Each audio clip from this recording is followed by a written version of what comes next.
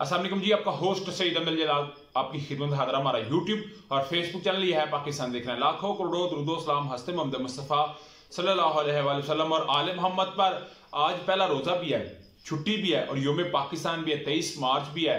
और आज पाकिस्तानी सही मिली जोशो जज्बे के साथ ये दिन गुजार रहे हैं। मगर रात के जो इलेक्शन कमीशन ने एक फैसला किया, इमरान खान साहब ने ट्विटर की हद तक तो हलचल मचाई, मगर इस वक्त जमान पार्क के अंदर एक बड़ा अहम किस्म का जो है वो इजलास जारी है, जिसके अंदर कानूनी ऑप्शन को देखा जा रहा है, सियासी ऑप्शन को देखा जा रहा है, पब्लिक के ऑप्शन को देखा जा रहा है। तमाम सीनियर कैडर जो है इस वक्त वो मौजूद है। तो इसके ऊपर भी मैंने आपको आगे जाकर थोड़ा सा अपडेट करूंगा। मगर हामिद मीर साहब ने आज एक कॉलम लिख दिया है और उनके कॉलम के बाद जनरल बाजवा साहब जो कि चीफ ऑफ आर्मी स्टाफ रहे हैं पाकिस्तान के और 3 साल उन्होंने एक्सटेंशन ली, उनकी जो हामिद मीर साहब ने एक लिखा कॉलम उनके ऊपर, इस कॉलम के बाद ना मेरे भी कुछ जो है वो सवालात हैं और आपके भी डेफिनेटली होंगे कि जो एक कमांड होती है ना जी, वो कमांड एक बड़ी चीज का नाम होता है और उसमें बड़े फैसले लेने पड़ते हैं। और जब बड़े फैसले लेते हैं तो फिर उसमें रवायत होता है, हर एक कहा गया अल्फाज आपके मुंह से बड़ा अहमियत का हामिल होता है। मगर शाहिद मेतला हो, जवेद चौधरी हो, मंसूर अली खान हो और तमाम के साथ जो है वो जनरल बाजवा साहब ने बातें करते हैं, फिर उसके बाद उसको डिनाई करते हैं, फिर पब्लिक इसके ऊपर जो है उन्हें रिस्पॉन्ड करती है। फिर जो ये बात एक जिसे कहते हैं कट्टा खोलते हैं, उसको बांधने के लिए फिर जो है ना उन्हें बहुत सारी क्रिटिसिज्म का सामना करना पड़ता है। तभी हामिद मीर साहब ने एक कॉलम लिखा है। इस कॉलम को सुनने के बाद और जब मैंने पढ़ा तो उसमें से जो मैंने मेन पॉइंट निकाले, आप भी इससे जो है ना वो देखेंगे कि किस तरह एक वक्त में जब बंदा पोस्ट पे होता है तो उसका मुकाम मर्तबा क्या होता है, जब बंदा पोस्ट से उतर जाता है तो फिर उसकी जो बातें निकलती हैं और बड़ी जो है खौफनाक चीजें सामने आती हैं। और हामिद मीर साहब के मतलब आप जानते हैं, शायद मेतला को जब इंटरव्यू दिया तो जनरल बाजवा ने हामिद मीर को झूठा, फ्राडिया और धोखेबाज कहा। ये शायद मेतला साहब के इंटरव्यू में कहा। अभी वो इसको एक्सेप्ट करें या ना करें जनरल बाजवा साहब, ये उनके ऊपर है, मगर अभी तक वो इसको इंडोर्स नहीं कर रहे, डिनाई कर रहे हैं। और शायद मेतला ने बकाया तौर पे ये बात कही थी कि चौधरी नईम गुमन जो जनरल बाजवा साहब के फर्स्ट कजन है, मैं उनकी हेल्प के लिए गया था, जनरल बाजवा साहब वहां पे मौजूद थे। जनरल बाजवा ने शायद मेतला को कहा जी आप एक वैसे डायरेक्ट मुझ तक पहुंचते हैं, आए इसके ऊपर बात कर ले। कहते हैं वो बात से बात इंटरव्यू बन गया, मैंने बात कर दी। मगर जो मैं आपको बात बताता हूँ, हामिद मीर साहब ने कहा कि जिस जहनीत के मालिक है ना वो सारी बातें उन्होंने की हैं। हामिद मीर साहब कहते हैं कि जनरल अभी हम ना इसको जो कॉलम है उसको हम शुरू करने लगे हैं। हामिद मीर साहब कहते हैं जनरल बाजवा साहब को मैं उस वक्त से जानता हूं जब वो ब्रिगेडियर थे। ब्रिगेडियर के बाद मेजर जनरल, लेफ्टिनेंट जनरल, फिर आता है आर्मी चीफ, काफी पुराना उनके साथ उनका तल्लुक था, तब से जानता हूं। आर्मी चीफ रात देर तक, जब वो आर्मी चीफ बनते हैं, रात देर तक उन्होंने मुलाकातें शुरू कर दी थी और रात देर तक मुलाकातों में मैं समझ चुका था कि इन सियासतदानों को समझाने के लिए इन्होंने को बैक डोर पे काम करना शुरू कर दिया। इतनी रात देर तक जो मुलाकातें कर रहे हैं। हामिद मीर साहब कहते हैं 2018 के इंतखाबात से कबल बाजवा साहब ने मुझे बुला के बकाया तौर पर यह बात की कि शहबाज शरीफ को कि हम तुम्हें वज़ीर-ए-आज़म बनाना चाहते हैं, कि मेरी ख्वाहिश है कि हम शहबाज शरीफ को वज़ीर-ए-आज़म बनाते हैं, मगर वो अपने भाई नवाज शरीफ को छोड़ दे।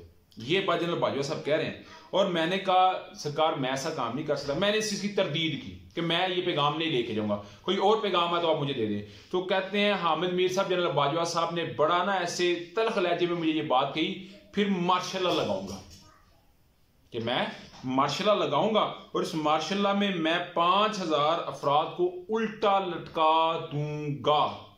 ये बात की जा रही है हामिद मीर साहब की जाने से जनरल बाजवा साहब के ऊपर। और अब जानते जब रजीम चेंज ऑपरेशन हो रहा था तो ये बातें सामने आ रही थी, हम आपके साथ ये डिस्कस कर रहे थे कि कोई मार्शल लॉ की गूंज है, कोई बात है, मगर कोर कमांडर ने इसके ऊपर बड़ा रेजिस्ट किया और उन्होंने इसका जो है वो रोका सारे मामले को। और कहते हैं जी मैं शहबाज शरीफ साहब के पास गया, मैंने जाके शहबाज शरीफ को बताया। हामिद मीर साहब कहते हैं कि आपने नवाज शरीफ को हरगिज नहीं छोड़ना, उनके साथ आपने चट्टान की तरह डटे रहना है। ये हामिद मीर साहब बात कह रहे हैं। और कहते हैं शहबाज शरीफ साहब उठे, उन्होंने मुझे गले लगाया और कहते हैं ये मैं अल्फाज सुनने के लिए तरस गया हुआ था। कहते हैं अगले दिन शहबाज शरीफ और जनरल बाजवा की मुलाकात हुई, जिसमें शहबाज शरीफ साहब ने बाकायदा तौर पर इस चीज का इनकार कर दिया। कहते हैं उसके अलावा एक दिन फिर मुझे बुलाया गया, जिसमें इरशाद भट्टी साहब, सलीम साफी और मैं मौजूद था। कहते हैं जनरल बाजवा साहब के इमरान खान को समझाओ कि वो जब नवाज शरीफ पे तनकीद कर रहा होता है तो जनरल जलानी का नाम ना ले। पता ना जनरल जलानी के छत के ऊपर सरिया बांधने की बात करते तो कहता है जनरल जलानी की बात हरगिज ना करे। तो उनके ऊपर तनकीद हरगिज़ ना करें। और ये आप जानते हैं इन्होंने जवेद चौधरी, मंसूर अली खान, शायद मतलब मैं बात कह रहा हूँ ना कि जो बात करते हैं फिर उसी बात से मुकर जाते हैं, फिर झूठा फ्रॉड या किसी को कहते हैं, फिर इस तरह का हामिद मीर की सूरत में उन्हें रिस्पॉन्ड सामने आता है। उसके अलावा कहते हैं जब वो इमरान खान साहब वज़ीर-ए-आज़म बन गए, मुझे फिर बुलाया गया और भी साथी मौजूद थे और कहा गया कि इमरान खान को कहो कि असद उमर को वज़ारत खजाना से हटा दे और उस्मान बुज़दार को वज़ारत आला से हटा दे।